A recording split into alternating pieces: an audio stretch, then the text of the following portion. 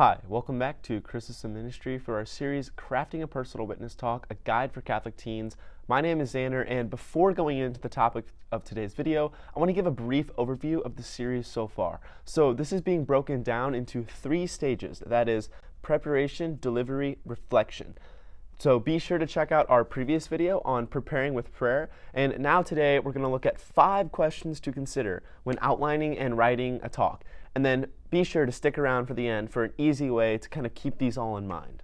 So the first question to ask yourself when outlining and writing a talk is, well, what kind of talk am I giving? Is it a catechesis talk? Is it an exegesis talk? Is it a personal witness talk? Because all of these kind of encompass different things. Like catechesis is very much teaching, and it's very much like a classroom lecture setting, or at least it can be. Exegesis is kind of the same way, but it's like biblical study, and it's like all of that stuff. And then a personal witness like incorporates like your personal testimony into the talk. So for the sake of this series, we're talking about a personal witness talk. So we've got that. Second question to ask yourself when outlining and writing a talk is, who is the audience? That is, who am I writing this talk for? Because I'm probably going to craft a different talk for juniors and seniors in high school than I am for 8th graders on a confirmation retreat. That's not to say that the older kids can handle more in-depth things and the younger guys can't. While that's true to an extent, like I've worked with awesome 8th graders that can really handle in-depth and complicated things, and I've worked with high schoolers that I've had to use like simpler like images or like simple, like more simple theology, right? But it's really just knowing the audience that you are speaking to. That way you can meet them where they're at and best minister to them. And so that's really a question that we always have to ask ourselves, is like, who is the audience? Because I remember I was giving a talk in a retreat one time, and I had this like all planned out.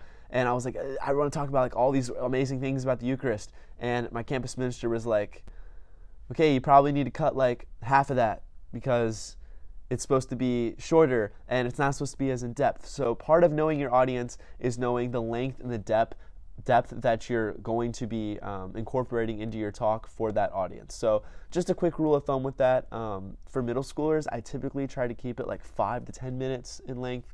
And then high schoolers, it's kind of that like, I can go like 7 to 15-ish minutes. The length all varies, but that's just something to kind of keep in the back of my mind.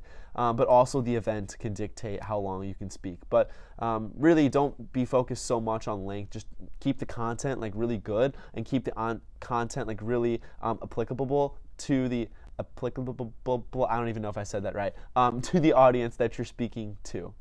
Third very important question to ask yourself when outlining and writing a talk is, what's the one main point that I'm trying to get across? When I'm walking a friend through a talk, I like to kind of give the image of like a 5-paragraph essay. And I'm sorry if I sound like an English teacher, but honestly, it's like the best way I've thought of to look at a talk. You have an introduction, you have like 3 main points, and a conclusion. And it's all tied together by a thesis statement, right? If you don't have a strong thesis statement, your paper isn't good. A talk is kind of the same way. Like you need a strong thesis statement. Like what's the one main point that I want to get across? And then everything that I do is going to be built around that point. And I constantly have to remind myself of this because like the campus minister will come to me and be like, Xander, I want you to give a talk about God's mercy and confession. And I'm like, oh, yes. And there's like so many different routes that I want to go. And then I have all these ideas and I bring it to my friend, and my friend's like, dude, like what's your one main point? And I'm like, okay, yeah, I need that one point. And so it really makes it easier on the audience as well, because they're not having to like search for that one like thing that you're trying to get across, but it's made very clear. Because like each point that you do bring up is a strong reference back to that thesis, and it's all incorporating back to that one main point that you want to get across. That way the listener can walk away from that talk and really just have a clear-cut thing in mind. And it also helps too to kind of have a way to summarize it like in a 1-sentence thing. That way at the end of your talk, when you're concluding, you can kind of put that one sentence in there. It's like concluding with the nice thesis statement at the end. And if they have journals with them on the retreat, you can say like, hey, like write this down, and then kind of really simplify it. That way when they're later reflecting, they have that one message. So the 4th question to ask yourself when outlining and writing a talk is, what is the personal story? People love personal stories. Like on a psychological and philosophical level, like we are relational beings. We're made for relationship. So it's through those personal stories that people are able to relate to what we're saying, and they're able to be like, oh, like he's dealing with this. Like I'm dealing with something very similar, and like this is how the Lord worked in his life. Like maybe the Lord's trying to work in my life in kind of the same way.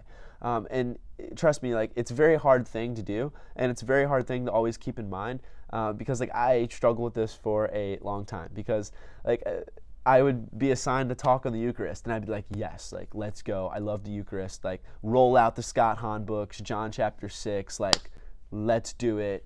Take notes. But I wouldn't really share like a personal story that goes along with it. And then my friend and campus minister would just have to keep reminding me, like, dude, you have to work in a personal story. And I never really saw the point of it.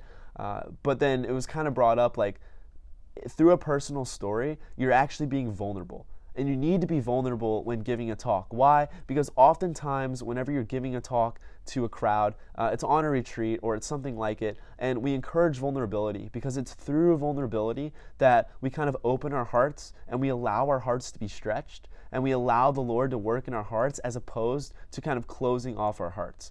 And so this is often facilitated on a retreat through small groups, through those times where people can be vulnerable and open and share the ways that the Lord is working in their heart, to share the things that they're going through. And so as a speaker, you're like conveying like your personal story, and you're being vulnerable in front of the whole group and kind of showing an example of what it means to be vulnerable. Because your personal story probably goes something like this. I was one way, I was broken, I was dealing with all these things, and I didn't know what to do. And then Jesus Christ came into the picture and totally changed it. And this is how he's been helping me so far, because I need him. And this is like the aftermath, or like this is how I am now. It's like I was this, then Jesus, and now I'm doing this. It's just like the most simple way to break down a personal testimony. So the fifth and final question to ask yourself when outlining and writing a talk is, what is the practical application? So basically, like, what am I sending them off with? Or is it like a challenge? Or is it like some kind of thing to help them grow in their faith? Or some kind of thing to help them out with whatever the topic was? And so I love to put a practical side of things on the end, because if they have a notebook or something to write down, they can like write down that practical application.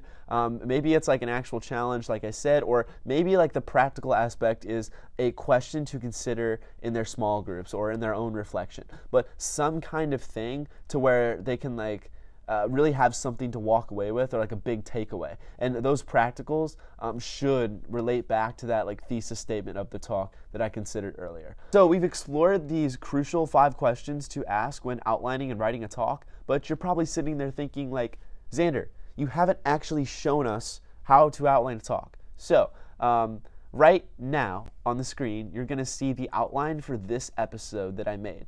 And you're going to notice that it's all in bullet points. Now, that works really, really well for me. And one thing that I always try to tell people is, like, actually give a talk. Don't read a 5-paragraph essay to them. And what usually helps facilitate that is bullet points.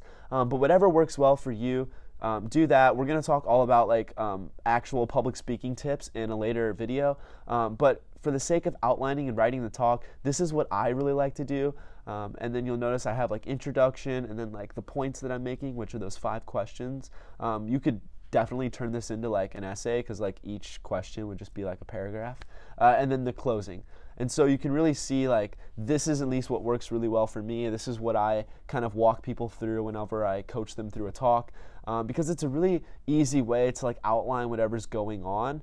And then you can just move from point to point to point. So on the screen right now, screenshot it, do whatever, use it as a template for you, and I hope it really works.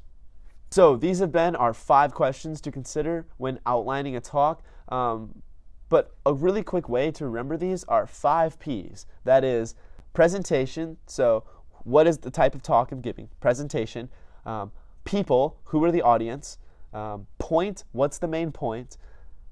Personal story, what is the personal story? And then 5, practical application, like what's the practical thing that I'm sending them off with? So those 5 questions to consider, those 5 P's, whatever it's easiest for you to remember. That way you can take those into mind and keep those next time that you are preparing to write and outline a talk. So stay tuned for our upcoming video on feedback. Thank you. God bless.